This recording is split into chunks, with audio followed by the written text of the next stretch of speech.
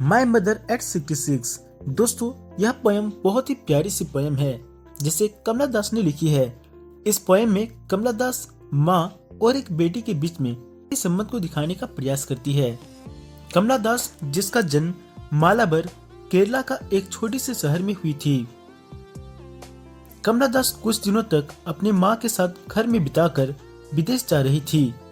अब उसकी माँ काफी बुढ़ी हो चुकी है। कमला दास सोचती है जब वो वापस आएगी तो क्या फिर से वो अपनी माँ को देख पाएगी। वही फीलिंग उसकी माँ के साथ भी होता है। वो भी सोचती है क्या उसकी बेटी जब वापस आएगी तो क्या फिर से वो अपनी बेटी को देख पाएगी। इस पोएम में कमला दास अपनी माँ से दूर जाने की दर्द को और अपनी माँ को हमेशा के लिए खो जाने की दर्द को अपने पोएम्स के कुछ लाइन्स के जरिए जाहिर करती है। ये पोएम आपको बहुत ही अच्छा लगेगा। मैं आपको इस पोएम को लाइन बाय लाइन समझाता हूँ। Driving from my parents home to Cochin last Friday morning. मैं अपनी मम्मी पापा के घर से निकली और मैं कोचीन एयरपोर्ट की ओर जा रही थी। ये शुक्रवार का दिन था और सुबह की समय थी। I saw my mother beside me, those open mouth, her face ऐसा like that of a corpse, and realised with pain that she was as old as she looked। मेरी माँ मेरे जस्ट बगल में ही बैठी हुई थी। मैं अपनी माँ की ओर देखती हूँ। वो अभी नींद में थी। उसका मुंह खुला हुआ था और उसका चेहरा ऐसा दिख रहा था जैसे मानो कोई राख हो। अपने ओल्ड एज में वो अपने चेहरे की सारी रौनक को खो चुकी थी। चेहरे पे काफी झुर्रियां था। चेहरा काफी डल सा लग रहा था। ऐसा लग रहा था जैसे मेरे सामने कोई मृत शरीर बैठा हो। But soon put that thought way and looked out at young trees sprinting, the Mary children spilling out of their homes. माँ के इस चेहरे को देखकर मुझे बहुत ही दर्द होता है। अपने माँ को खोने का इस दर्द को दूर करने के लिए मैं बाहर की ओर देखती हूँ। मुझे बाहर पेड़ पौधे दौड़ते हुए नजर आते हैं। छोटे बच्चे अपने घरों से उछलते कूदते हुए बाहर निकल रहे थे। ये बच्चे अपनी मस्ती में खेल रहे थे।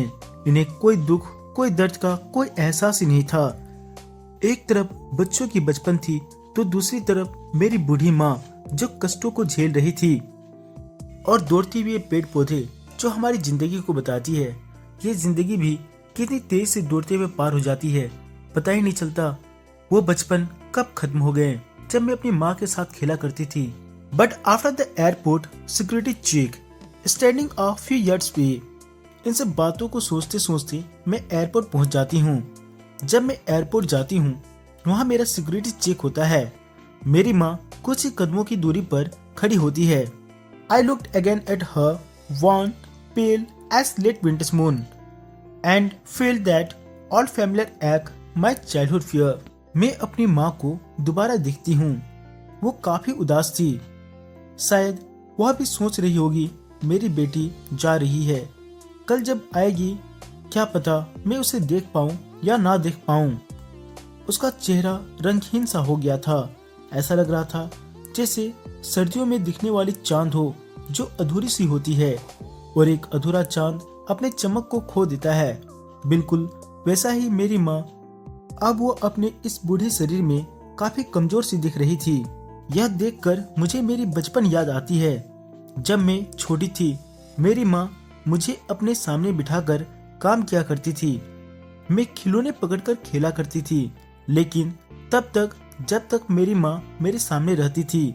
पर जैसे ही मेरी माँ मुझसे दूर जाती थी और जब मैं अपनी माँ को नहीं देख पाती थी मुझे डर सा लगता था। ऐसा लगता था जैसे मेरी माँ मुझे छोड़ करके चली गई है और मैं रोने लगती थी। लेकिन उस वक्त मेरी माँ दौड़ते हुए मेरे पास आती थी और मुझे चुप किया करती थी। मुझे वही डर आज महसूस हो रही है। मैं अपनी माँ से दूर जा रही हूँ। अगर मेरी माँ मुझे छोड़ करके फिर चली गई तो क्या फिर कभी कोई कष्ट में मेरी माँ मेरे पास दौड़ते हुए आएगी। But all I said was see you soon Amma. All I did was smile smile and smile. मैं जानती थी मेरी माँ भी ये सब बातों को सोच करके बहुत दुखी होगी। इसलिए मैं अपनी माँ को हिम्मत देने के लिए अपने गम को छुपाते हुए अपनी मम्मी से कहती हूँ, अम्मा आप निराश मत होना, हम फिर मिलेंगे। और मैं मुस्कुराते हुए और मुस्कुराते हुए और मुस्कुराते हुए एयरपोर्ट के अंदर चली जाती हूँ।